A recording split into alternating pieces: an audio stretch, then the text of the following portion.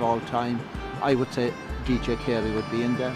Cut it to half to 10, I would still say DJ Carey. Even to a half a dozen, I would list DJ Carey among the greatest of all time. And here comes DJ Carey. DJ flying. Oh, what a goal by DJ Carey! You don't meet too many sort of living legends. 9 All-Stars. Not a bad collection by any standards. There's a lot of people with great talent that never win anything. I'm sure there's 100 people, more maybe, that can hit the ball like DJ in hurling, but can they do it week in and week out? Can they do it when there's 80,000 people expecting it? Can they do it like when they haven't played hurling for a year and walk back into an All-Ireland semi-final and play 2 of the best games of their lives? Like it has to be something to do with upstairs, and I think he's just got that edge above everybody else.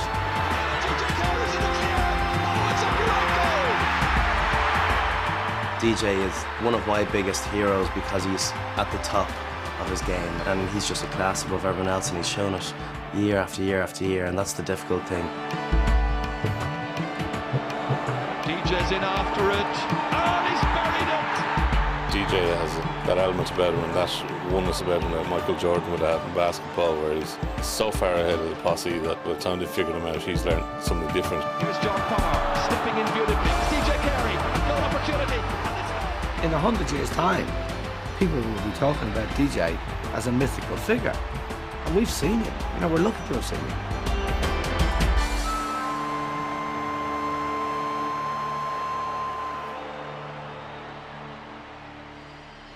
Jimmy Barry Murphy. So we have this game that is entirely unique to us, that throws up heroes that are truly special, who face each other down in contests that are magical to us. This is all about us, and it always has been. It doesn't change. This lasts. I remember a priest in Flannans when I was going to school telling us that he arrived in Liverpool one evening, I think it was of a Tuesday evening, and he went in to eat someplace. And he didn't know anything about soccer being on. He could feel the tension in the air. He knew there was something up. And the following morning he asked somebody, "What? Is there something wrong in the city?" Oh, he said, "Liverpool and Everton are playing on Saturday." You could feel that tension. Now, I could identify perfectly with it because I knew what it was like for Fecal and Scariff to play in a championship game. I think hurling was very important some years back, but I think it's much more important now when you look at a changing world and a changing Ireland, and we seem at this stage to be kind of melting into the global village, and everything that's foreign seems to be cool. And in the middle of all that, we've lost our sense of identity. I think the GA in many ways is the heart and soul of our society, because it's probably the organisation that people identify most with when they think of being Irish. Particularly when people immigrate, I've noticed this, that the one thing that will turn to for an Irish identification is Gaelic games. You grow up and there's 2 things, and that's the church and your GAA club. Everything revolves around those 2 particular cornerstones of your community. Like. And I suppose as a child, like, you're probably more interested in the GAA club rather than the church. Not that that's a showing of my lack of faith or anything, but that's just the way it is. That would be a great point from Dr. Angle, and it is. The rivalries of club against club and parish against parish have always been intense, bitter even. But for real bite, little beats a provincial final. And an interesting development now as John Maloney lectures very, very sternly indeed to Gerald McCarthy as a Clare man lies injured on the ground. That man is Gerald Nan, and it's really all going wrong for Clare. Now, I have really no idea what happened between those 2 players, but obviously something did. It was a follow-on nearly from the faction fights of long ago. You know, that's what it was, a more genteel form of the faction fights. And I remember when I started going to games in Fecal out in East Clare, my abiding memory is of rows. Rows during the game, rows after the game. My earliest hurling memory would be, as a kid in England, my grandfather brought a hurl over for Christmas one year. And, you know, it was generally assault and battery material, you know. Hitting neighbours' kids and, you know, hitting everything but a slitter, but it kind of fascinated me. And we moved back, and as luck would have it, I got sent to a GAA school, and Crow Park was like, you know, the family we went to on Sundays and at the weekends. In a way, you know, I think people who like hurling and love hurling have a purity about that passion and an intensity about it that is different to football. You know, a lot of people watch the Dubs one weekend and travel to Old Trafford the next weekend, and whereas a hurling guy in Croke Park one weekend will be on a mucky field and somewhere in Tipperary the next weekend watching a junior match. He's heard some wonder kid will be playing. There's no other timber has the attributes of ash. Ash is a hardwood. It has a very stringy, elasticy nature as hardwoods go. It's of the soil, for example. You want to play the game, you've got to cut an ash stick. You've got to cut it out of a root of an ash plant off a tree and get out and play with it. It's very unique in that. So it's very much of the soil, it's very much of the people, it's very much of the land. It's a lovely light stick. In football, you just got a ball and your brain and your body, but there's a third dimension to hurling. It's the hurling. So you have to do all of those things. That's why it's great, because of that extra dimension. The flags of white and blue and black and amber signify that the contestants in the All-Ireland Senior Hurling Final 1963 are Waterford and Kilkenny. Among the distinguished visitors to arrive for the senior final were on Taoiseach Sean Lamass, Princess Grace and Prince Rainier of Monaco, whom Pádraig Ó Cuív escorted to their seats. And the 75th All-Ireland Senior Hurling Final gets underway. Tom Murphy passes to Eddie Kerr for Kilkenny's point number 2. I think there's no game that has the range of skills as hurling, from catching, striking, running, so many different ways of dealing with a ball, so many different ways of trying to beat your opponent and he trying to beat you. It is by far the most exciting game to watch because you have rapid scoring. Game is never lost or won until the final whistle goes. Anything can turn a game, and you have these magnificent scores, both goals and points. When you see a guy who's 70 yards out on the touchline, surrounded by bodies, and he turns and twists and he knocks it over the bar, wow. There's nothing in soccer like that. Nothing approaches it. Right. It's sex. Seconds to go. Radio's on. Everyone present. Then bring on the band and the teams. My earliest memories of hurling have all revolved around my father and my two brothers and my neighbours as a child, sitting around the kitchen table, listening to me hollow hair, commentating on matches. The lunch was finished, you gathered around the table, and then my abiding memory is the more excited the game got, we all started to stand up in the chairs. And I remember my father used to shout to shut up, and he put his ear closer to the radio. And this absolute incredible atmosphere. And then the minute the game was over, you grabbed a stick and you burst out the door and you hurled this ball for an hour or two because you had nothing else to do. My heroes were actually monsters. They were huge. They were unbelievably big because there was nothing else to pull them even asunder. There was nothing else to compare to them. So therefore, they were monumental. And so even the sight of one of those players for me was like you couldn't catch your breath. I remember seeing Billy Rackard for the first time in his shop. I remember I was a child with my mother and I passed by the door 4 or 5 times to get a peep at him because he was in behind the counter, just to get a peep at this colossus of a man who'd actually been in Croke Park. And then my first time getting a Randall Hurley, which was a magnificent stick, and a White O'Neill's ball, and just playing with this and then playing against the wall. And I hurled 1,000 All-Irelands before I was 10 up against the wall. And it was just magic.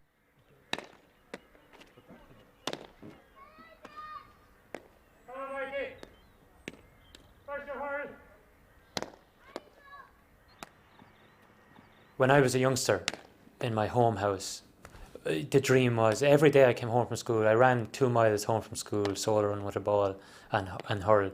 If it's just football season, toe to hand the whole way home, trying to bag in a corner. And for hours until it got dark, you just hit a ball against the wall and you were dreaming of Eddie Kerr or Ger Henderson, you know, coming back from 25 points down in All-Ireland final and you were scoring a goal. Every time the ball came in, you were scoring a goal. And you went to bed that night and you dreamed about it and you got up the following morning and school was incidental. You had to go to as simple as that. The incidental school in question was Gordon National School, where as well as actually teaching, John Knox and Dick O'Neill ran one of Kilkenny's great hurling nurseries. He was tiny. He was very, very small, but he could do anything with the hurl and the ball. We had a right crop of hurlers at that time. They went on subsequently to win minor championship and they were the core of the team that won the first senior title for Gordon. So he didn't get it all his own way. We knew he was good but he was vying with Charlie Carter, Pat Neal, and a whole gang of other lads. It was only when others saw him, like in Westmeath, we travelled to the Midland Féile there in the 80s, and lads would be saying, "Who's the little lad?" You know, people be there from Wicklow and Dublin and other counties, Westmeath in particular. They'd always say it because he was only that high, you know. But DJ had so much talent anyway, like, I don't think his size was ever an issue. He'd come out of any ruck of players with the ball and he could still do what he wanted to do with the ball, you know. We might have been a bit, maybe his mother was a bit scared seeing the size of him going in it, but the bigger lads, but no, we had no fears at all. But like I was only one of 20 fellas done the same thing, you know, every day. All we wanted to do was hurl somewhere, get some sort of hurling, and just to be great.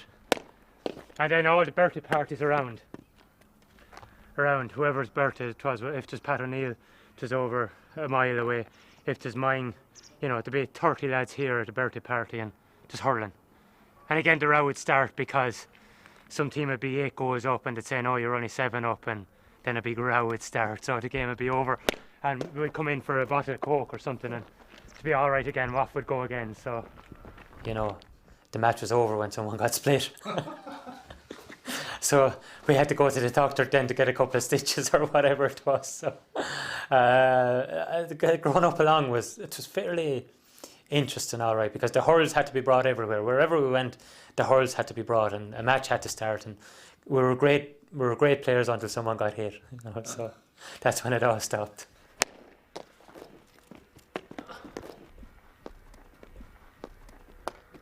And the big thing was to hit the chimney. Now, did you get that? Do it again.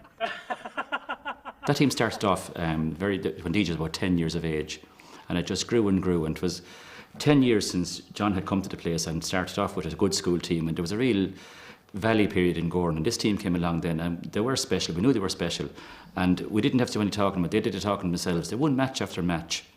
2 years in a row in Kilkenny hurling to win the double is a fair achievement for a country school, you know. Kilkenny hurling, we never lost the league or championship match. For 2 years. For 2 years with the boys. But around Kilkenny, they all play hurling. Yeah. Sure, it's a religion. It's nearly as important as religion. It's part of the psyche. Yeah, and a lot of it is, like the DJ was definitely born with a very, very special talent. His uncle, prior to him, had won an All-Ireland medal as well, Paddy Phelan, and they say that Paddy Phelan was an outstanding hurler in the air and on the ground, you know. So DJ certainly had a lot of hurling through his Tell me the story about talent. the Thomastown match. The first final, was that the first final we won that year, was it? That was over in Nime in the field. Do you remember the Thomastown under-12 match? Go on. I'll go on. Yeah. I thought you were going to have that story. We were dividing up the stories. You can tell the window story. Yeah. We're playing an under-12 championship match against Thomastown over in Nime, which is just outside, across the road from DJ. And DJ pulled on this ball overhead, and this gentleman from old man from Thomastown who was there to support the youngsters, came up and he says, "What's that chap's name?" The last time I ever saw a fella hit a ball like that was Paddy Phelan. It was DJ's granduncle. It was DJ's granduncle. Yeah. So there it is. The interest I had in the game didn't come that way. It didn't come from my granduncle. The tradition obviously did, but the enthusiasm, I had to have it myself. My parents had to have it. School teachers had to have it. Brothers, you know, we all had a ferocious enthusiasm to play hurling. The work comes from yourself. It was up against the gable end of the wall. That's all I done for years and years. Just poke the ball up against the wall, caught it when it came down, controlled it on my hurl, hit it left and right. That was my imaginary hurling pitch. That's where all the work was done. But certainly, it was fantastic to have someone of such a profile as Paddy Phelan in my family. Down around Carey's one day, anyway, we were just admiring the scenery, I suppose you'd say, and we noticed a few broken windows, you know. There was only one now, don't exaggerate. So Mrs. Carey was saying that they hurled morning, noon and night, in the bed, out of the bed, so they were fed up replacing the broken glass in the window, and they just left it so at that stage, you know. The ball was flying the whole time down there, you know. The best part about that story is she took it for granted. That it was normal to hurl in the bedroom. The reality of it all is when a window goes in from the ball going through it and you get a rubber tube across the backside for breaking the window, that's when reality sets in when you're a youngster. So you know that you're not going to break a window on All-Ireland final day or whatever it is. Personally, I think DJ would have made it at anything. If he'd been born in Dublin, he would have been a brilliant footballer. We've seen him playing football. These guys are actually as good at football. If he'd been reared in a soccer school, he'd be good at soccer. If it was basketball, it would have been basketball. But he was immersed in hurling, thank God for us. And he was easily the best I've ever seen anyway.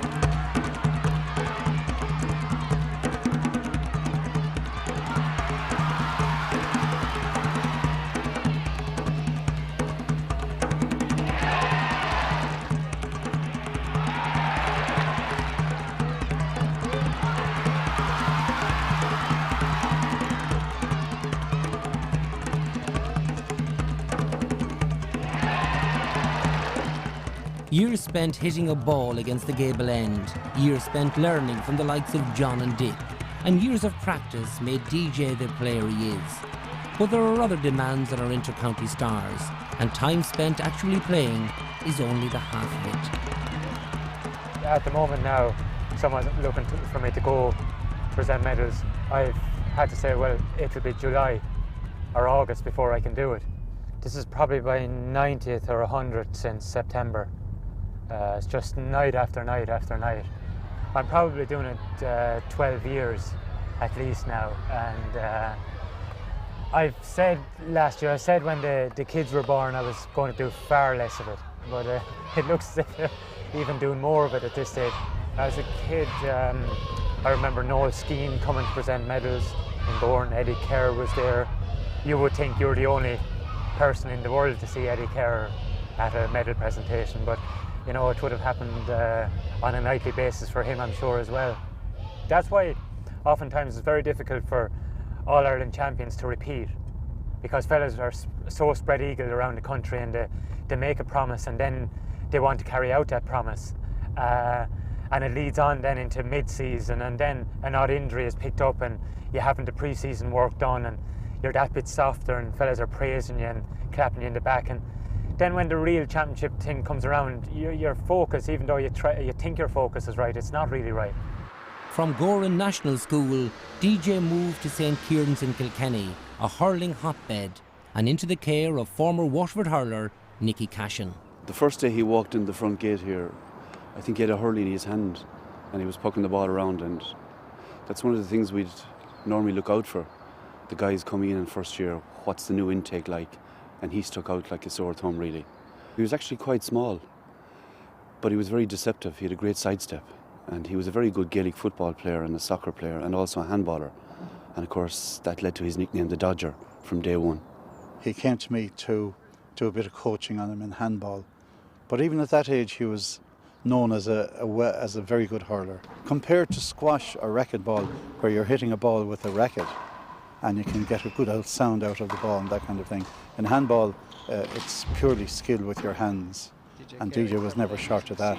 My brother Jack was great friends with James Bryan, a neighbour, and James's father Richie, the Lord of mercy on him, started bringing the two lads to play handball, and we were about 8 or 9. I was a year older than the two lads, and he brought me to Gorsebridge to play, and I fell in love with it, and I played 2 games a week for 4 or 5 years after that.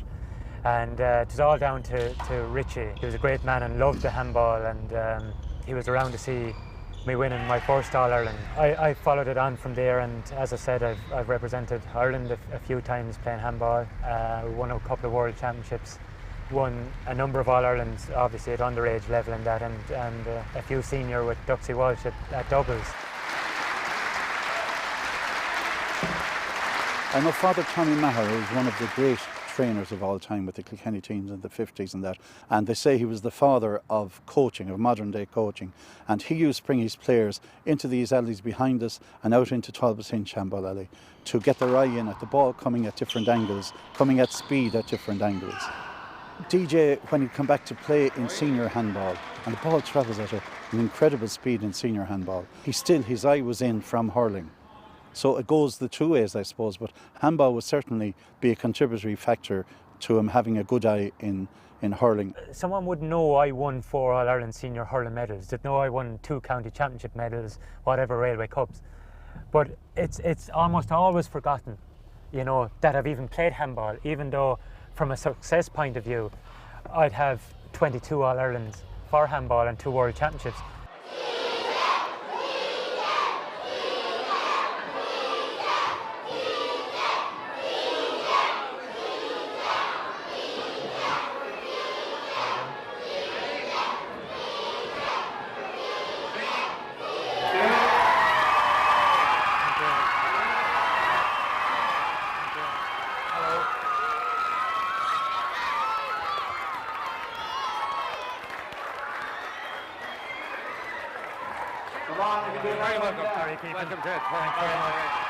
But I remember hearing about him as an under-14 player with Gorn, with this club. And then, of course, he moved on to Kieran's College, and he was very small and very light at that time. And I suppose the comments from the pundits or from the experts around the county would be, if he could only grow a bit and fill out a bit, he'd be brilliant.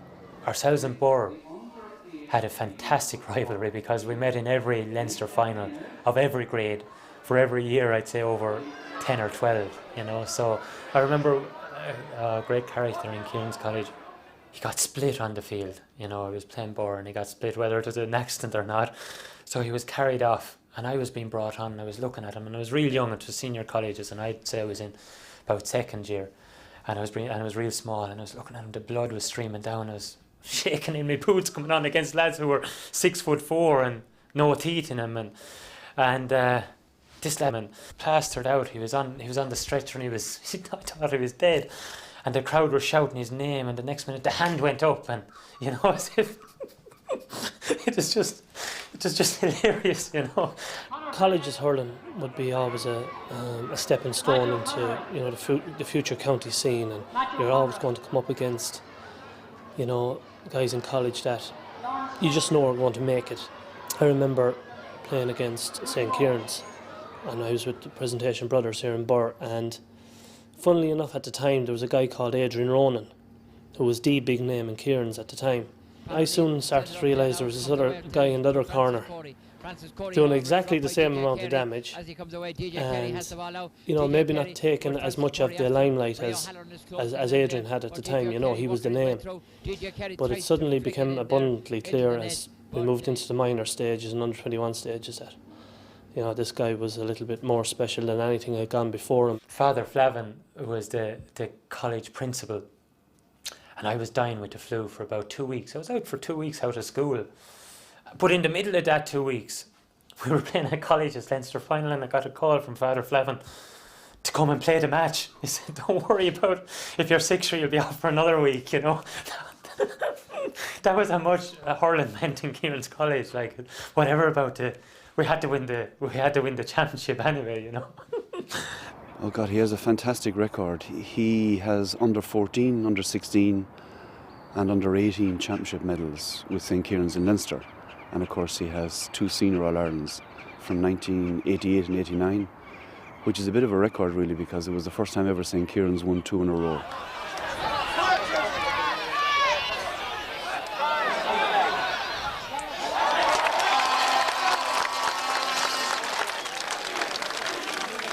I was a second year here in 1987, and Flannan's played Kieran's in the All-Ireland final that year, and Flannan's had a super team. You know, Pat Heffernan went on to play for Limerick. Anthony Daly, who captain Clare to 2 All-Irelands, was cornerback in that team. And Flannan's won the game, and DJ, Pat O'Neill, and I think Charlie Carter was probably playing as well for Kieran's that day. And I just remember this very, very small guy playing corner forward, and Flannan's, as I said, had a very, very good team and won the game. But every time the ball went near this small corner forward, our supporters, we were roaring, "Mind the child." And I kind of remember looking at the programme, and you know, the guy was a guy called DJ Carey, and that was my first, I suppose, the first time I came across the name. When you take the great players that are playing, we'll say, over the last 10 years, I'd say there is no player there that people didn't know of within his own county by the time he was 14 years of age. They didn't know that he was what would be known as a great prospect. Kieran's College have always been prominent as a nursery of hurling for Kilkenny and some adjoining counties as well. And I remember attending an All-Ireland colleges final. I think it was played in Nina. It might have been 1988, and the great DJ was there that day playing. I thought he was something different. You wouldn't have heard that much about him, but you'd certainly notice him, and you would certainly look at the programme to see who was this guy wearing, I don't know what number he had. And from day one, he was something special.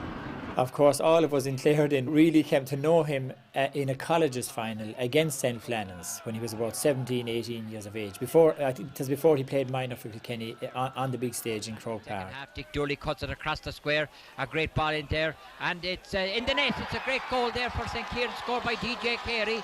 DJ delighted with himself there.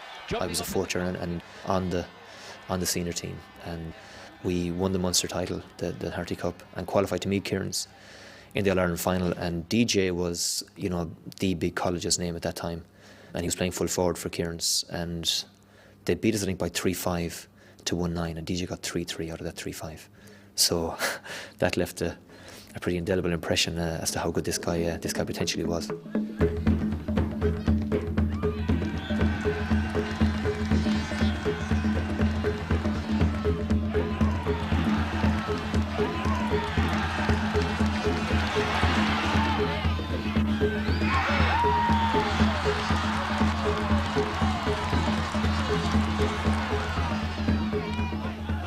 There are so many highlights, you know. I can go back. Possibly a goal that he scored in Nina. Kieran's were under severe pressure and we needed somebody to do something. And he had a cracked rib on the day, and he took the ball and he went in 35 yards and buried in the back of the net, taking a lot of punishment on the way. That's DJ Carey. And it's a goal, a great goal there by DJ Carey. But it was one of those games that I didn't have to work hard in. Got the ball and scored. You know, it just all fell into place for myself. Now, I remember Canis Brennan scoring a pint, and I think if he hadn't get that pint midway through the second half, we wouldn't have won, because we needed someone else. I had scored all up to that. Canis Brennan has the ball. Canis Brennan tries to work his way through. Canis Brennan plays the ball on the hurley, and there it is, the pint for St. Kieran, the pint, the all-important pint that they might want there. No individual will win anything on their own. Individuals will stand out, and individuals will be man of the match, and individuals will get maybe 2 or 3 goals. But sometimes those 2 or 3 goals might be a fella hand pass the ball, you put it in the back of the net, you've done nothing. Back there, however, is Hope but himself, Pat O'Neill. Pretends he's going right, he follows the ball. It's all over, the game is all over, and St. Kieran's are the All-Ireland Colleges hurling champions. You know, coming on, playing injured and scoring that much, and showing that speed of movement that he had, and showing the grace he had on the field. And I suppose the killer instinct as well. I said to myself one day, I don't need to teach this guy anything really, because he had everything. Temperament, he had skill, he had timing, he had everything. I think when he gets a hurling stick in his hand, he becomes a different person. It's like a different world. And I think just for the sheer pleasure of it, I think he does it. The great prospect, nurtured in Gordon, seasoned in St. Kieran's, was more than fulfilling his immense potential.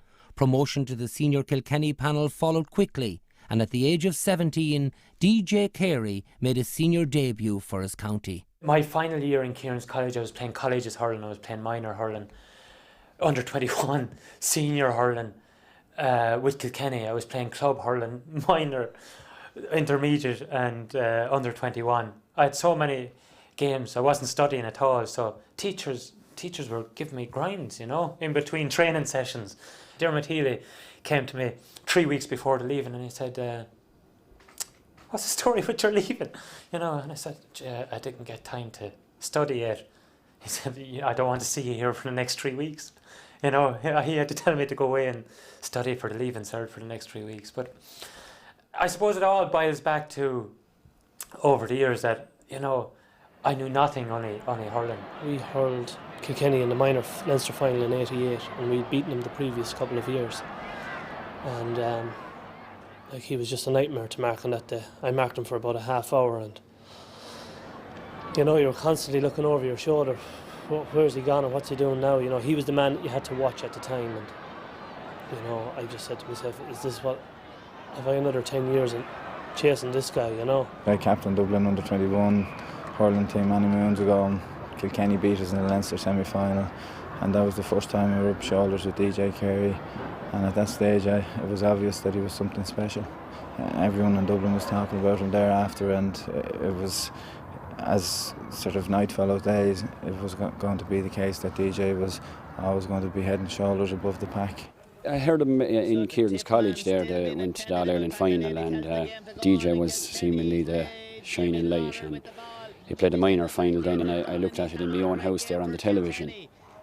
And he showed a bit of sparkle that day. The man himself, DJ Carey, a shot and a goal! Yes, the finish by Carey, the goal! You know, you were saying he's one for the future, like. And I was actually on the senior panel. I played that championship in '88, like, and we were beaten by Wexford. So he joined the panel then in the fall of that '89 year. Whatever breeze that's in it, but it's very, very slight. The sun has disappeared again, but it's a beautiful day for this All-Ireland under-21 hurling. Again, it's DJ Carey, the star of many a Kilkenny win, and that's a beautiful point by Carey. At the time, there was talk of this young kid in Kilkenny who was going to be a great player, and he was playing very well for Kieran's and a star in Kieran's and on the Kilkenny minor team and ready to come on to the senior team. And duly enough, he arrived, and in my latter days we would have played him in league games, and then in 1991 he was on the Kilkenny team that we played in the All-Ireland final, but he was only a kid at that stage, but he was still a major threat, and that was his first All-Ireland that he played and was against the Prairie. The delight of the Kilkenny fans, the long clearance. Colin Bond under pressure from DJ Carey. Carey raiding inside on his favourite left-hand side, and he's put over the bar for another point. 3 points in the match now for DJ Carey. That's the first from play. And I remember at the time we were having nightmares at the thoughts of DJ Carey coming on the team, and we had a guy called Colin Bonner at the time who was probably the best man marker on our team, and he was detailed to take DJ Carey, which was a fair testament for a young kid and his first day out against a team which was seasoned over 5, 6, 7 years and had won an All-Ireland and 5 or 6 months of titles at that stage. Kenny are certainly battling hard. They're well there with a chance there, but if they can get a goal, I think they'll lead at this stage if they're to win. You know, Tip won that match on that particular day, and I can't remember DJ being a massive threat in that particular game. But I mean, again, he was only a kid, and you know, he had to learn. And the following 2 years, they won the 2 All-Irelands, and he was a central player in those two. So he learned very quickly and matured very quickly and became a huge star within 1 year. That defeat by Tipperary meant that Kilkenny hadn't won an All-Ireland since Liam Fennelly's team beat Jimmy Barry Murphy's Cork side in 1983. 9 years was a long time for the faithful to wait. Victory over arch-rivals Wexford in the Leinster Championship final in 1992 saw Kilkenny up against Galway in the All-Ireland semi-final.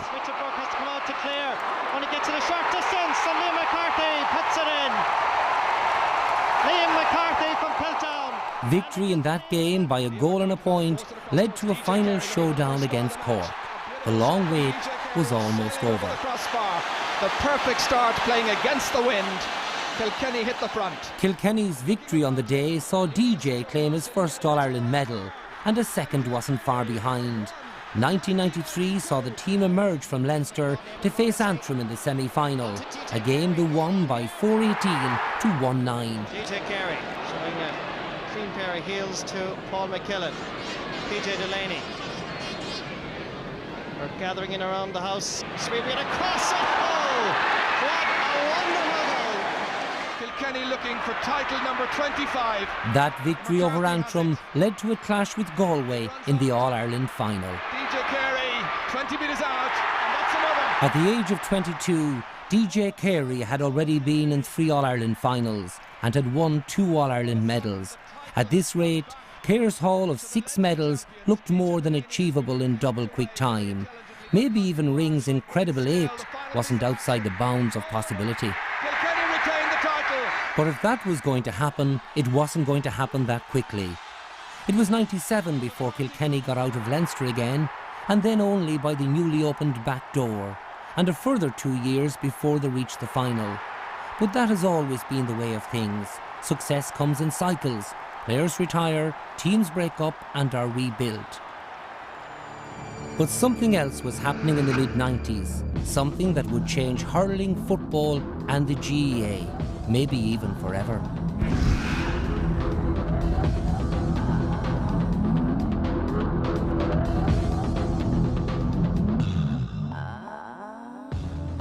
a number of things happened.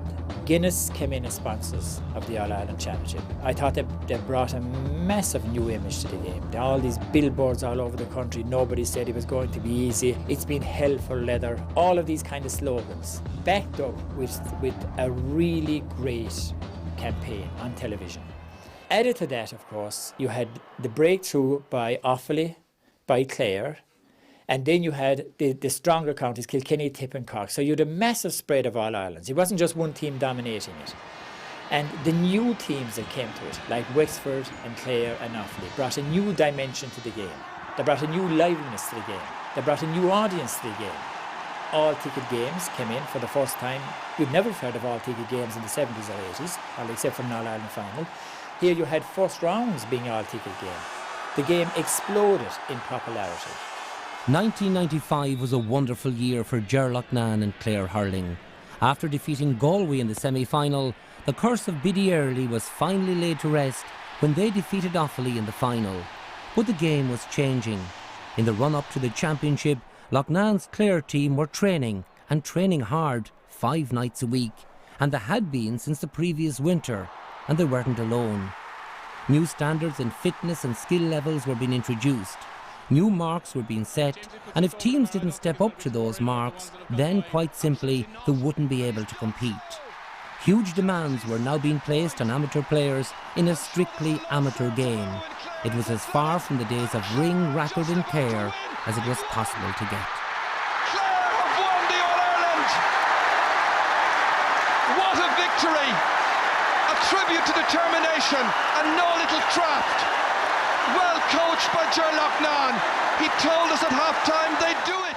There was a time when Kilkenny just started training after the first round of the championship because the competition wasn't that strong and there was only made themselves and Wexford involved in Leinster. And I remember, well, back in the 70s, Kilkenny didn't begin training until after the first round of the championship, and that was it. When I started with Kilkenny senior team, we trained 2 nights a week. You know, you played a match on a Sunday. That's the way it was, and that was the way it was from February until you went out to the championship, whether that was September or June or whenever. So now it's you're training in November 5 nights a week, or 5 times a week certainly, and plus your match on a Sunday. So it's totally different. You see, it's easy for someone to say, hold back a bit, but you can't hold back because there's someone going to do it. There's someone either in your own county going to do it, or certainly outside, they are doing it. I think there's immense pressure on inter-county players nowadays. Obviously with the demands and sacrifices and the commitment levels that are required to attain a level whereby you can play at inter-county level is one thing. But secondly, the huge scrutiny that players are now under both on and off the pitch. Every move, every pass, every mistake, you're really under the spotlight nowadays to a far greater extent than you were before. As a kid, your dream is to play with your county. Your dream is to win in All-Ireland. You never know what at the top is. You have heroes, but you don't realise what that is as a kid. Your hero goes on the field and he catches a ball in the sky and he scores a point or he scores a goal. That's your hero, but you actually don't realise what your hero goes through until you're really one of them yourself. I know what it takes to be a footballer. I haven't played hurling, I played a small bit when I was in school, but I know how hard it is to win. I know how hard it is to get to a point in your career that your game means everything. You know, you just don't turn up at 17 or 18 and the next thing hurling or football becomes your life. Like, there's sacrifices to be made before that. I'm 31 years of age and I've no family, no kids, and I know how much effort I have to put in to be able to compete at this level. And I don't even mean to win at this level, I mean to compete. I know DJ's married and he has 2 kids.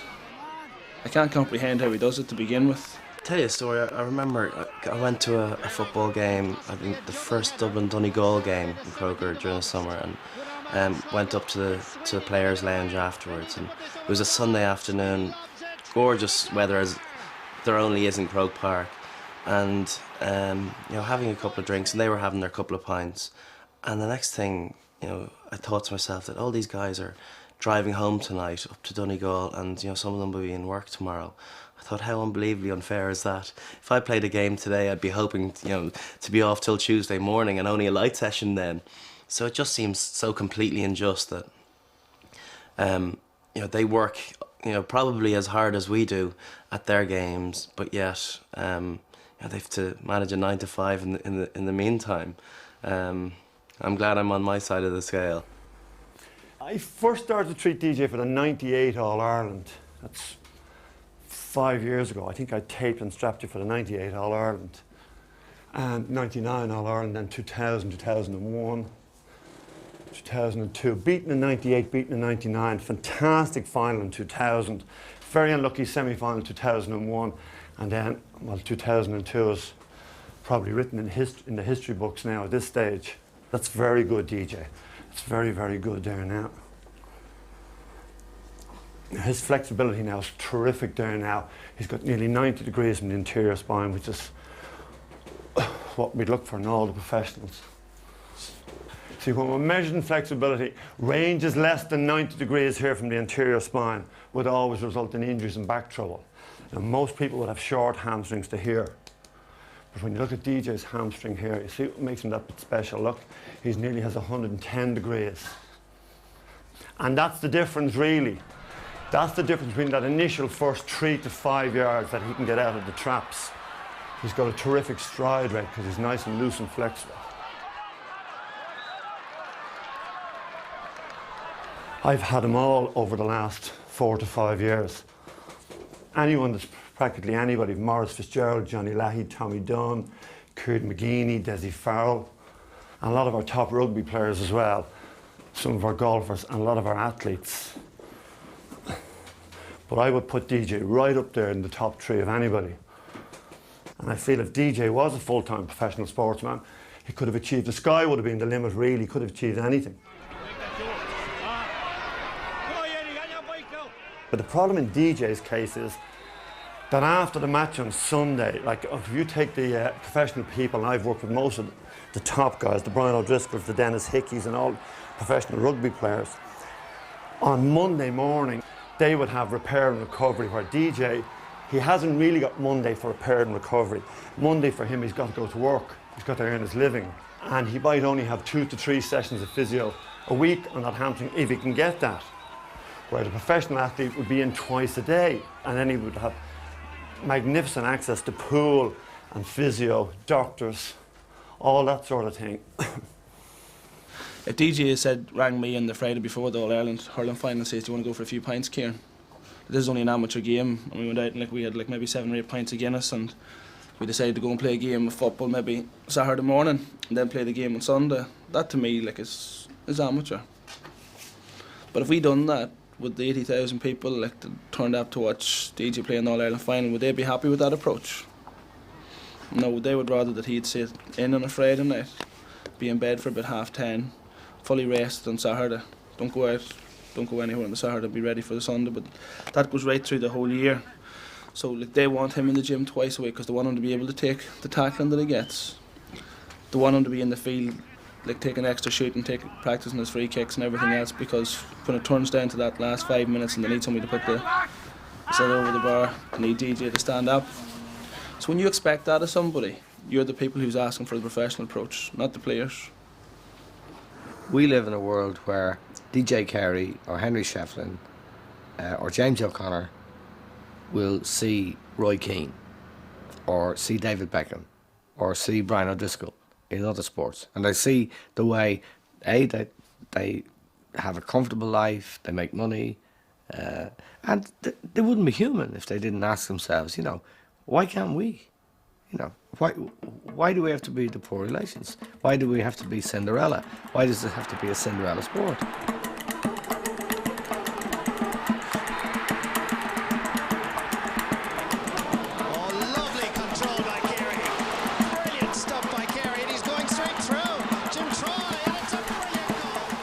For us growing up as children, this is the holy grail, to stick on that jersey and run out through that tunnel. Now, because it's not professional and because it's so localised and it's of your own place, there's nothing can be greater than step out through that tunnel carrying the county colours on your back. And money can't buy that. It's not possible to purchase that. Now, if you go to Chelsea or if you go to Liverpool, the guy could be from Mongolia stepping out there. He can't feel the same sense of sensation. So when he's stepping out there for his cash, Let's be clear about that. He's stepping out for cash. And okay, he'll kiss the jersey as well, but that's only bullshit. And he's only kissing the jersey because that makes him. We don't have to kiss it. It's just part of our body. It's woven into your own skin, really. That's how important it is to us.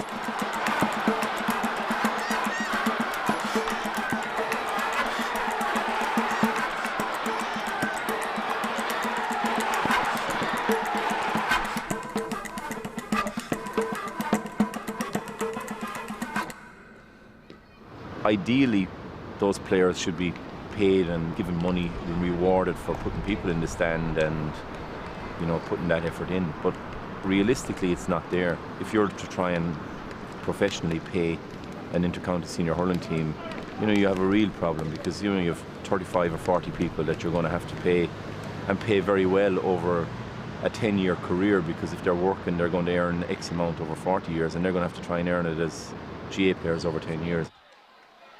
Knocked down, but only as far as Jack Carey. Jack Carey cutting inside, still Jack Carey, just opening up in front of him. It's a goal by Jack Carey. The one thing I love is going back to my own club and playing and hurling as hard as I can, hurling with my brothers, hurling with my neighbours, hurling with the fellas you went to school with, hurling with people in the club who are given a lifetime just to see their club successful.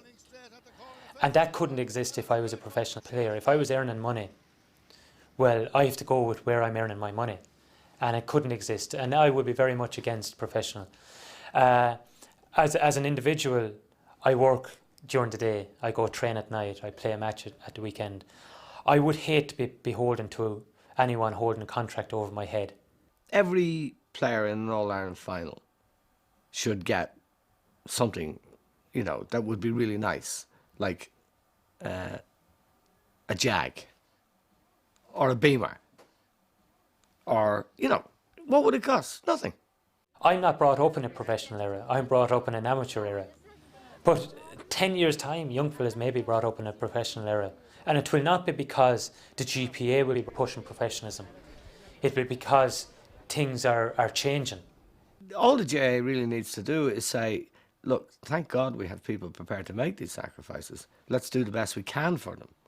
I'm a traditionalist as much as anyone is a traditionalist. It's just that I would feel I'm part of an organisation that are moving forward.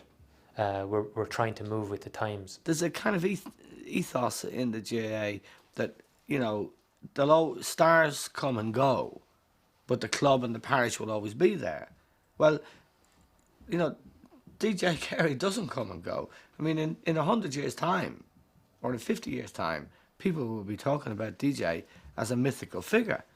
And we've seen him. You know, we're lucky to have seen him. Into hurling's new order, a new-look Kilkenny team was emerging. The 97 season saw the advent of the long-debated backdoor system, and Kilkenny, despite losing to Wexford in the Leinster final, saw off Galway at the quarter-final stage. DJ's in there waiting. A goal! DJ Carey, brilliant! This is a superb match. One of the greatest hurlers ever to play this game in any era. He's hit another beauty between the posts. 2-7. Oh, that man has inspired Kilkenny. That man probably single-handedly has been Galway's downfall today. And it's all over. But the campaign ended against Clare in the semi-final. After 4 years of hard work, DJ was starting to wonder if he was ever going to get back to Croke Park on final day, and seriously starting to wonder if getting there was actually worth the effort and the abuse. In the run up to the big games, there's massive pressure on everybody associated with the team, and you know, particularly the big players within that team. They're very much in the fishbowl, very much under pressure to perform every day. And you know, for a player like DJ Carey to score 3 or 4 points can be seen as a bad day. It's a trying existence, particularly when you're living in the middle, and everywhere you turn, there's really no escape from that. It was great when you were winning, but it was awful hassle when you were losing, just purely what you had to put up with. And more so criticised when you come off the field and you haven't scored much, but would have really played well in the sense of blocking and hooking and bringing other fellas into it, running into open space and maybe taking 2 fellas with you and the middle being opened up. That never seen. Very only hurling people will see that. No matter what he did, he could go out in the game and score 2-5, and people would be going off the stand saying DJ wasn't great today. You know, he'd set such a high standard for himself that it was hard to live up to it. And that, I think, that got to DJ. Having my lunch one day in a famous restaurant in Langton's, and two fellas beside me were giving out like hell on me. Cursing, the language was brutal. They were comparing me with Eddie Kerrin, how I thought I could be compared with Eddie Kerrin. One fella knew me very well, but didn't know me well enough to know I was sitting beside him, listening to what he was saying. In February 1998, DJ Carey announced his retirement from the game to a stunned hurling world. I think the poor chap was just too drained, that he had given of himself since 81. Like, DJ went straight from college to senior hurling. He was playing, himself and Ronan played for Kilkenny in Leaving Cert, and then he was on the go the whole time, and I think things he just drained himself too much. Yeah, I felt sorry for him. I was upset at people and the things that were said about him. I felt for him because I know the man as a person, apart from hurling. He's just a fantastic person. As a human being, he's extraordinary in my view. And I knew what he was going through, and I knew it was killing him not to hurl. And I knew that when he came back then he was himself again. He retired a few times, and I remember getting into tempers listening to it, you know, how dare he retire? And I mean, who am I to say that? But I felt our game needs him, and I felt like we don't need him to retire, because it's like, did you need Stanley Matthews to retire? Did you need Beckenbauer to retire? Did you need Maradona to retire? When the arguments were put to me that I was 27, Sean was just after being born, he probably would never have seen me play. And I suppose the big thing was, well, okay, you're not playing. Well, what are you going to do? You know, really and truly, your best at, you're not going to be doing it. What is the reason why can't you do it?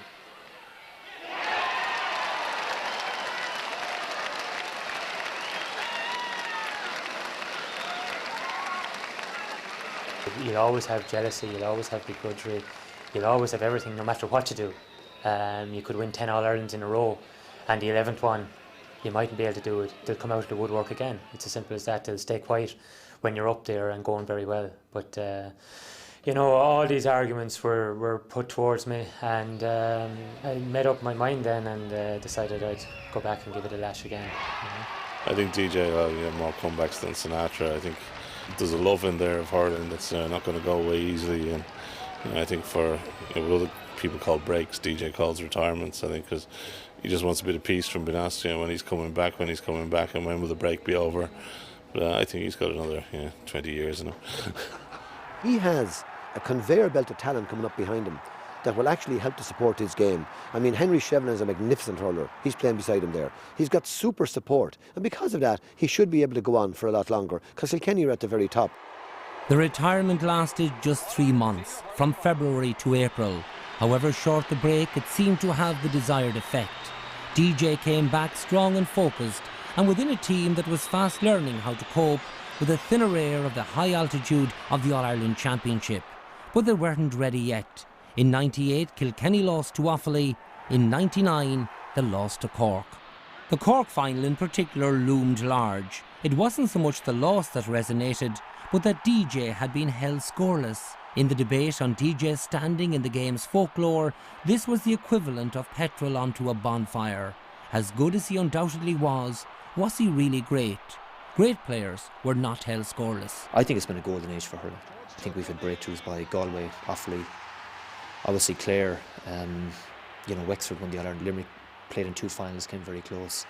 Waterford won the Munster title last year. And I think there's been incredible colour and an incredible standard in the quality of the players that have played in that area. I think in time will prove to be some of the greatest players that ever played the game. Of all the great players that have played in the last 10, 12 years, I think most of us would acknowledge that DJ has certainly been the greatest of them. DJ has been fantastic for the game, but the game has been fantastic for DJ too. Only for the game there wouldn't be a DJ. Now, DJ, having said that, is probably one of the best players. I said some time back that he compares to Christy Ring. The Cork guys went berserk when I said this. I got emails and hate mail and all sorts of stuff. Death threats, no, that's over the top. But, Cork fellas went berserk. I'm very proud of the fact that they brought his name in with Christy Ring, because I think it's great to keep the name of Christy Ring alive as well.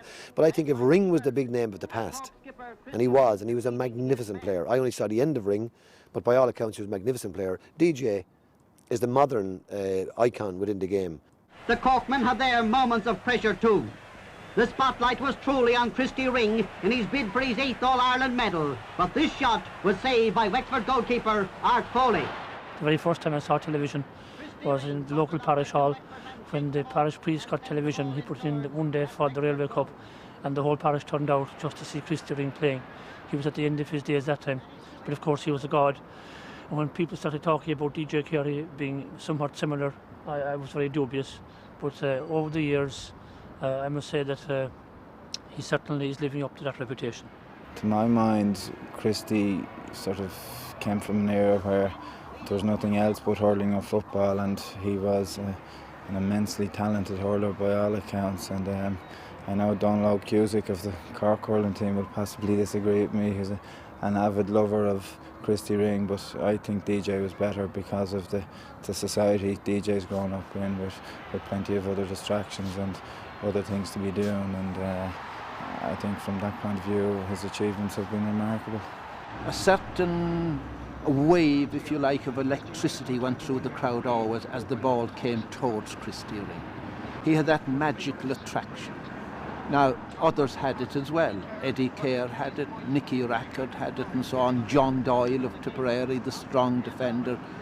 There were special players. Now, I thought DJ had that as well. I'm very honoured if people mention me in the same breath as DJ Carey.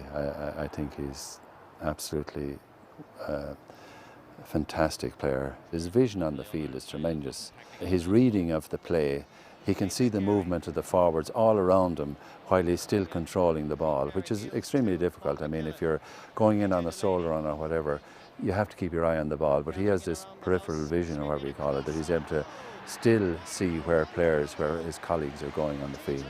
And I remember one goal in particular. Again, it was scored into the railway goal there. A ball was sent up the right wing, and what looked to me at the time like the final ball across to DJ. And I was saying to myself, now this will be a Kilkenny score. The stick went down, and as the ball was coming up, you would assume he would catch it and then hit it over the bar or go for the goal. He didn't even catch it. As it came off the stick, he met it with the left hand in true handball style and slung a long pass across to Henry Shefflin. And Shefflin had that ball in the back of the net while people were still watching DJ. The greatest feat that I've ever seen performed by a hurler in the field was by DJ down in his own field in Goran, in a challenge match against Clare. In my last year in charge of Clare, funny enough, it was about 2 weeks before we played the Munster Championship. And the first half had gone even enough, and in the second half, DJ appeared at full forward, with Charlie Carter in one corner and Henry Shefflin at centre forward. For all of us who were there that night, DJ gave us a thrill that we'll never ever forget. It was the speed at which he did everything, the control he showed, the intelligence he showed, the awareness he showed of other players around him. The finish he made the 2 great goals, and he'd have got 2 more except for 2 fantastic saves by David Fitzgerald. When the game was over, Brian Cody said to me, he said, he's something else, isn't he? I said, he's a bloody wizard. I'd never seen anything like it before. And the one thing I would say about it then, at the other side is, why did DJ never perform like that on the big stage, under real pressure in Croke Park in big matches? Now, he has given fantastic displays. I'm not taking anything away from the displays he has given. But he never gave a display like that, under pressure, against a really good player on a big day. I remember people saying, you know, he has never really delivered this or never really delivered that in big games. They forget, you know, in 92, 93 and years up until they won it in 2000, he was basically carrying Kilkenny, you know, getting them to finals, getting them winning Leinsters. People weren't seeing this at all, you know, it was a natural thing. Whoever held the like of Ring, or Mackey, or Eddie Kerr, whoever held them in the way that DJ Carey was held by the great defenders of his generation. He was always marked out for special attention. You know, if you were playing against Kilkenny in the morning, you'd be playing against DJ. He was always the one you had to stop. The rest, everyone would look after anyone else, but DJ was the one that had to be stopped. If he didn't score in the day, you were on the way to maybe defeating Kilkenny. And that's the way teams approached it. And let no manager or player tell you any different. You know, in the 90s, DJ was the man to stop from Kilkenny. Everyone can have a bad day. Things can go wrong for people in every sport. But even on those days where he didn't shine, people said, how much did DJ score today? And you should really be asking, how much did DJ make today for other players around him? And I think if you examine those games that Gerald Loughnane is talking about, you'll find that DJ made scores for other people on those days as well. Everybody's going to tell you how great DJ was, and nobody appreciates the greatness of DJ more than I do. But how come, when he was faced with the really top-class defenders of his generation, Brian Lohan and Brian Whelan, those type of players, how come that he did not perform to the best of his ability against those? You judge DJ by DJ's own standards. For any other person, that would have been a quite adequate and admirable performance, but because it was DJ, everyone was expecting something special. So that was sort of bandied at him perhaps for a season or two there, but I think he answered the critics in that one in no uncertain terms. DJ is a special talent, he's a special forward. If we all could do what he has been doing, there wouldn't be just one DJ, there could be, 10 throughout the country. The one thing that DJ has going for him is he's got supreme confidence in his own ability.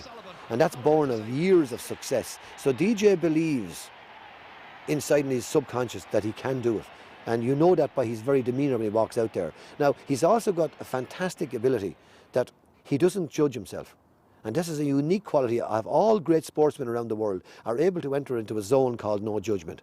So in other words, if they don't perform on a particular day, they don't judge themselves. They know I'm still brilliant, but today I didn't do it, but I'll do it the next day. They are always waiting for the moment when they can deliver.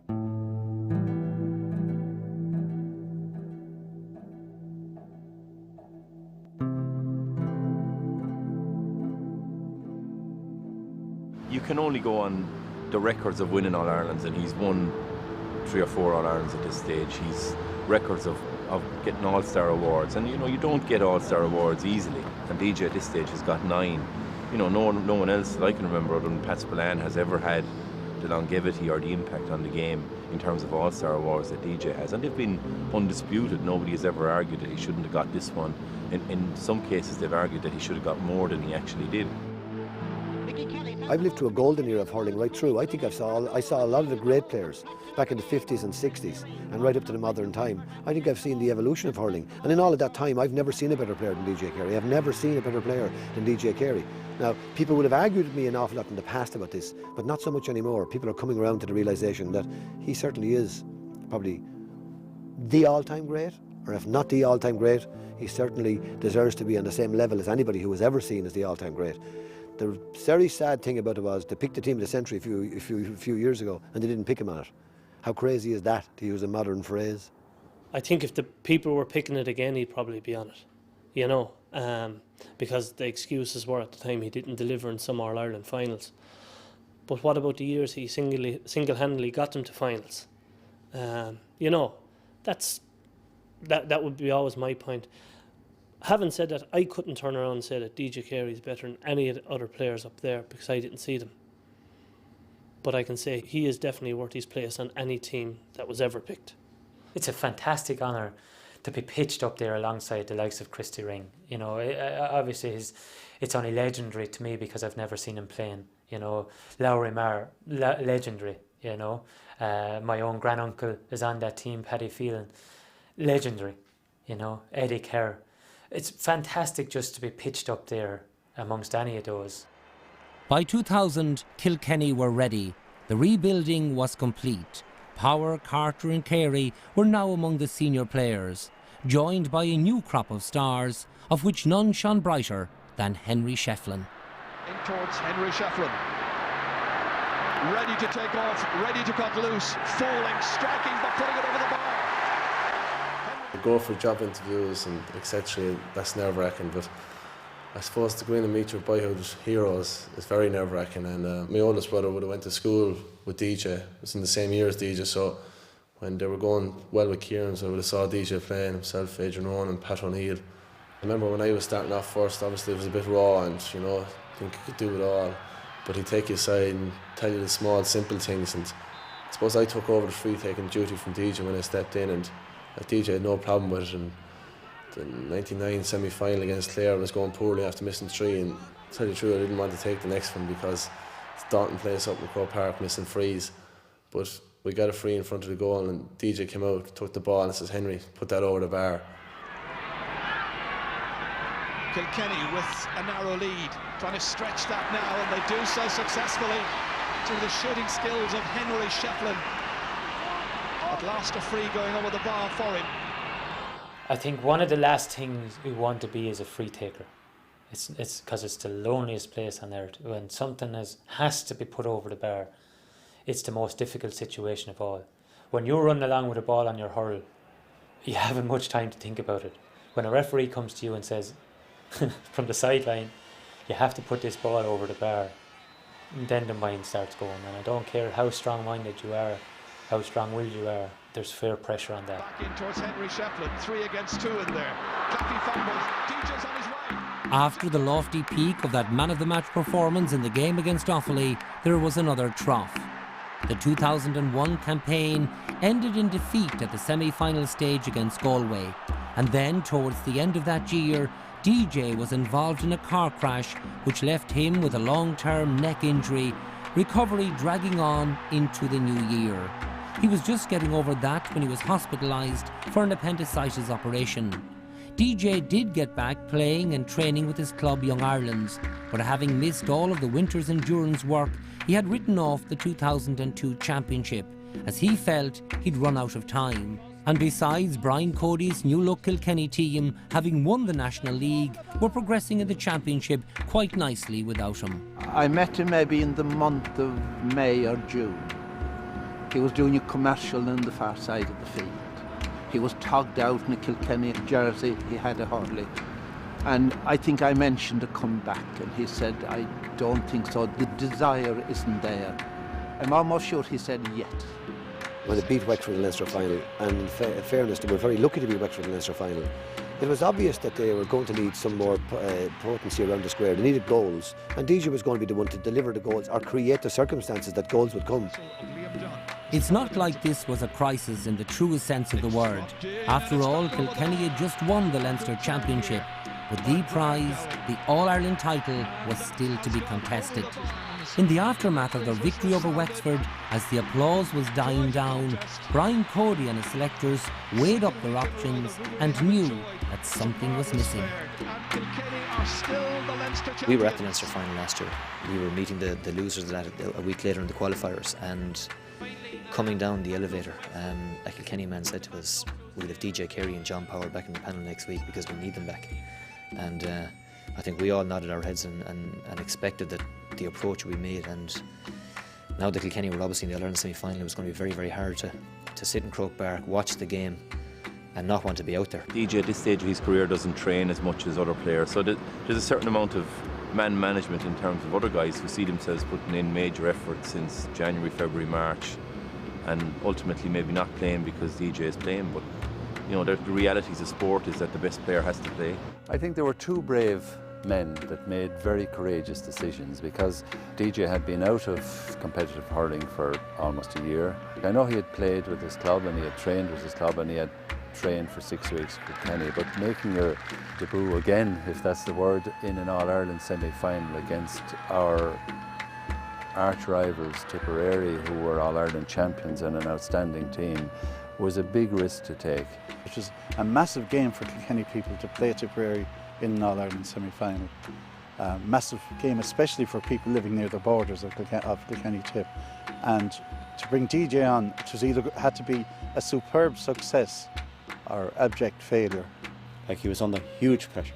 If he had to play badly in that game and Kilkenny had to lose, DJ was enemy number one. His captain in the previous All-Ireland Championship in 2000 was Willie O'Connor, And Willie is a very clever man, as well as being a great hurler.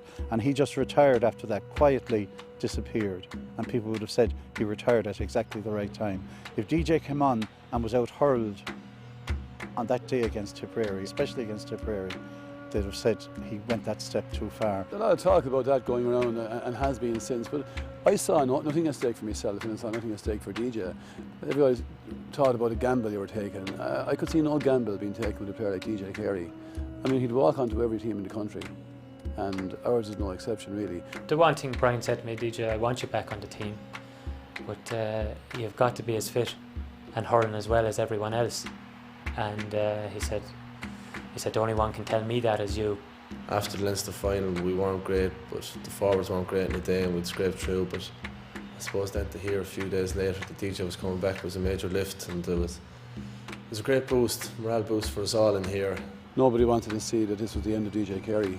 The more often you can see DJ Carey playing from a hurling point of view, I'd say the better for everybody. When you have a bit of pride, like you like to think that, you know, if you're not there at your best, you don't want to be there. He wasn't saying, listen, I'll come back and just give me the ball and I'll score it for you. He was saying to everybody, the way he was training, I'll come back and I'll work like a savage to get the ball and I'll give it to ye, and we'll work together. Aidan McSeedna gets this match underway. The greatest of rivals hoping now to provide us with a feast of hurling. They try to get away to a good start here, Kilkenny, through Henry Shefflin. Looks really fit, really lean looking. Martin Comerford trying to advance inside there. Philip Maher is the fullback up against him. Dangerously inside towards DJ Carey. And it gets just a little heated. And we haven't even played a minute of the match so far. I remember the first real test, Kilkenny got a 65-metre free, and the ball was positioned where he was taking it. It was right in front of a Tipperary group in the Hogan stand. There was one section where it was all Tipperary. No, Joe, this is unusual for you. DJ has come out to take this 65, unusual. He's a top free taker as such, but it's his first game, could nearly say in 12 months. He knows what it would mean if he scores. There's pressure on, Ger. It's over the bar, and that is the 250th point in DJ Carey's inter-county career. Yeah, Jerry answered the pressure. It was a tough call. He came out, the minute was given. He jogged out and took it. 42nd championship game today, and that is a sensational record by a wonderful player. I've never witnessed such a situation, pressurised situation in my life. But like when I saw him doing that, I said, he's got it. And he kept repeating that throughout the day. Rolls it up well. And the big cheer from the Kilkenny followers saluting DJ's second 65. Noel Morris can't take it up. It's DJ Carey instead. Still has that lightning pace. Getting away from Costello. Big roar from the crowd. And the reason is the white flag. I'll tell you what excited me most in the last year was a score that DJ Carey did not get, but made. Nice balance and control here. Beautifully taken by Martin Comerford, who's just made that switch, as you heard. Ball breaks out about 50 yards out from the goals. He's about 2 or 3 yards. I can still see it in my mind's eye, about 2 or 3 yards ahead of his man, and he collects the ball. He's surrounded by Tipperary defenders. The whole Tipperary defence is between him and the goal. He heads towards goal, slowly first. Then as his man closes in, he takes that extra step, increases his pace, just like a hare being chased by a dog. Just gets that extra bit of pace. He's right through. Now, on his right is his friend Charlie Carter, who has been with him since he was 12 years of age. Everybody thinks he's going to pass the ball to Charlie Carter. He's faced by Philip Maher, one of the best full-backs in the game. Out on the left, on the corner of his eye, he sees Jimmy Coogan, a greenhorn on the Kilkenny team. Everybody says he couldn't possibly pass it to him.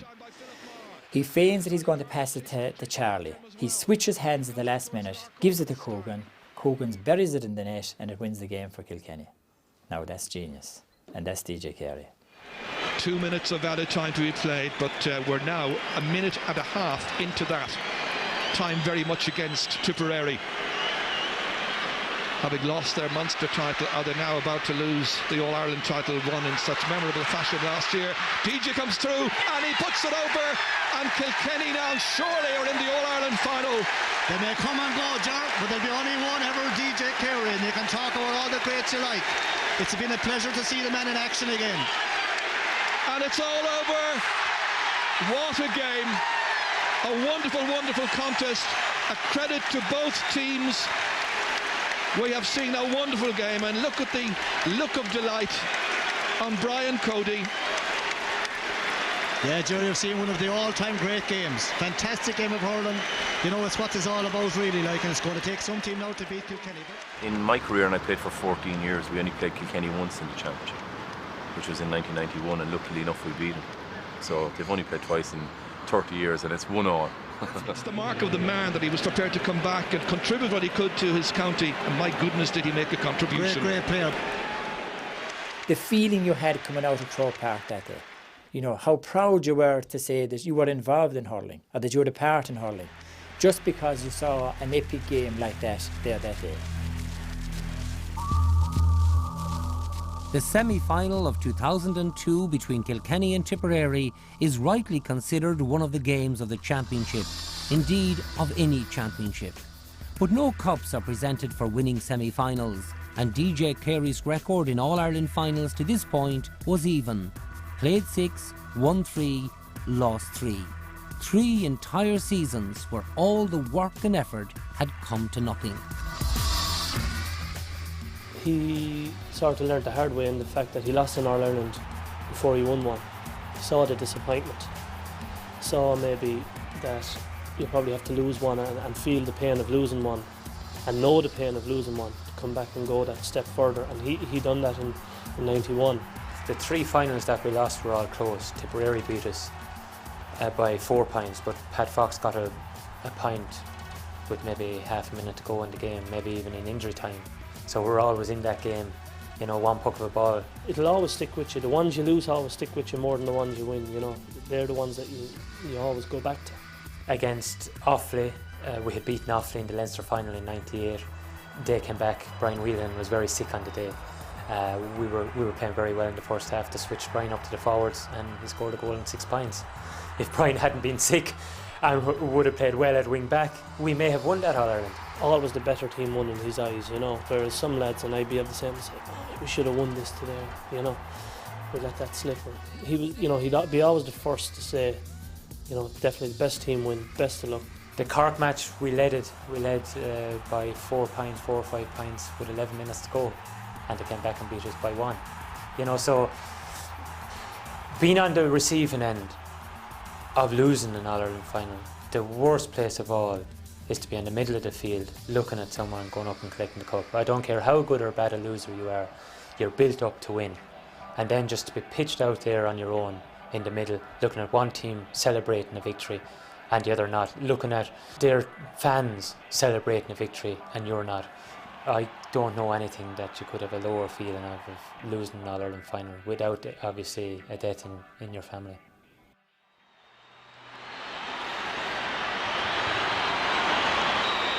One final game. To the winner, the glory, the celebration, the cup. To the losers, the applause, however hollow, the platitudes. Nothing. Sport, as great and romantic a concept as it undoubtedly is at its heart a very cruel affair. First is first, and second is nowhere. In years to come, people will wax eloquent about how great the game was, and how neither team deserved to lose, and how hurling was the real winner. But it won't say that on the cup. On the cup they'll engrave only one name.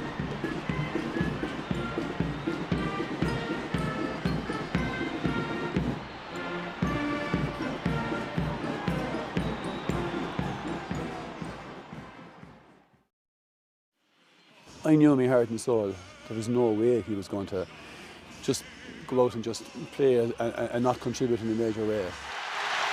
The anthem sung by Paul Byram. Very fine tenor indeed. Edon Moxidna gets it underway. I remember the goal going in. I remember I was there in the line. I could see it happening. I could actually see it just as he was about to do it. nicely down here towards Henry Shefflin. What a battle he's going to have with Sean McMahon. It's starting already. Thundering forward, looking for the opening score. It's a goal! I turned around and walked back up the sideline. I just said, that's just him, you know. He's just capable of anything on the hurling field. DJ Carey with yet another championship goal, and only 3 minutes are gone. For Kilkenny to get a goal in the first minute of the game is one thing, but for DJ Carey to get it is another thing, because of the psychological lift it probably gives the Kilkenny team. I suppose that's something you're conscious of over the years, that DJ putting the ball in the back of the opposition net again is worth more, I think, to the Kilkenny team than the 3 points it puts in the scoreboard. It was this marvellous run here by Henry Shefflin, getting away there from Sean McMahon, and a little touch in. The master strikes. I was going for a pint. DJ said it was a great pass, but I was going for the pint. DJ appeared out of nothing like a ghost. In he come and just flicked it, just turned his hurl like no one else could do, and just flicked it into the bottom corner. And that's the difference between a good player and a great player as he is, you know. He's able to do those things. There's very few players who have scored it, because technically it was brilliant and everything about it was excellent. But he made it look as if he was just chipping the ball somewhere, you know. And it was an All-Ireland final on a few minutes.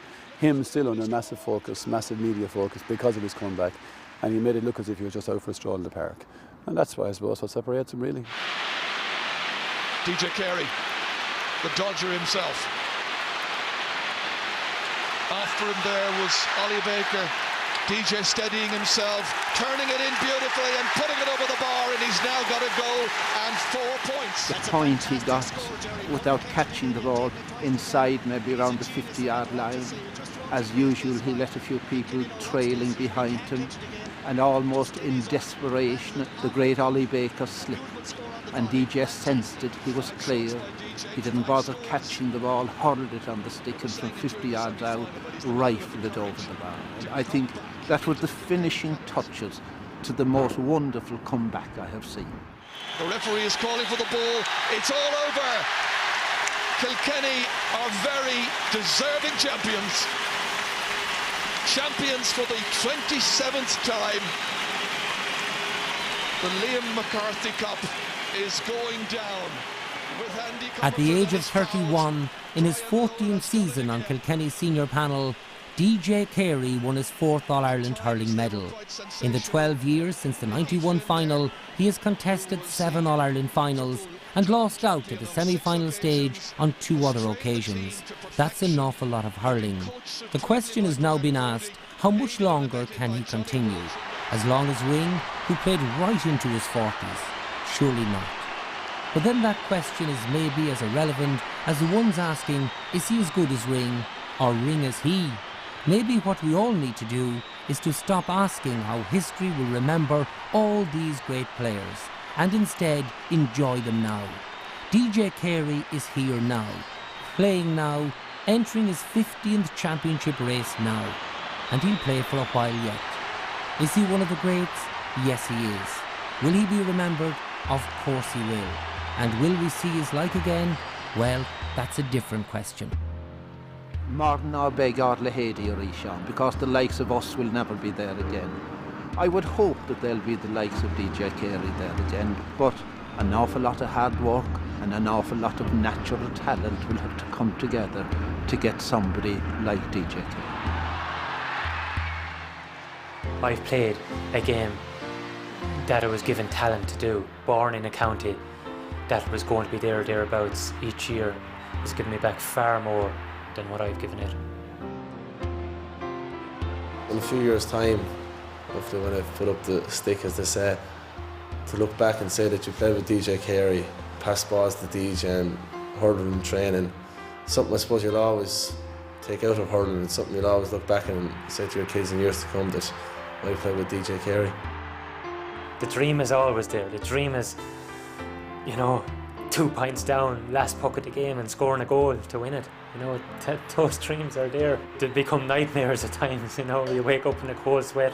I'm often dreaming about playing in goal and a ball goes through your legs with the last puck of the game, So these dreams, I wish someone had come up with some sort of a tablet for dreams, and that you don't have to have them.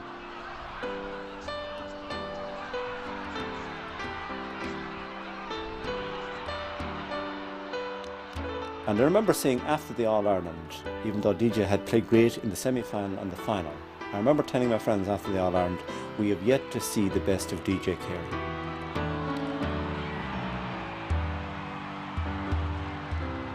And within 2 months I was proven right in the county final here in October.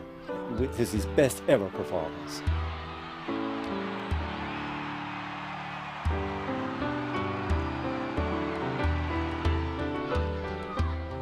I was lucky enough to see the Kilkenny county final on Tina G there, and I thought one of the best games I've ever seen him playing. He actually played on that county final. And some of these club matches you can be playing on, you know, mediocre players who are never going to be inter-county players. But on that particular day, DJ was marking Noel Hickey, who was a superb fullback for Kilkenny and a superb inter-county fullback.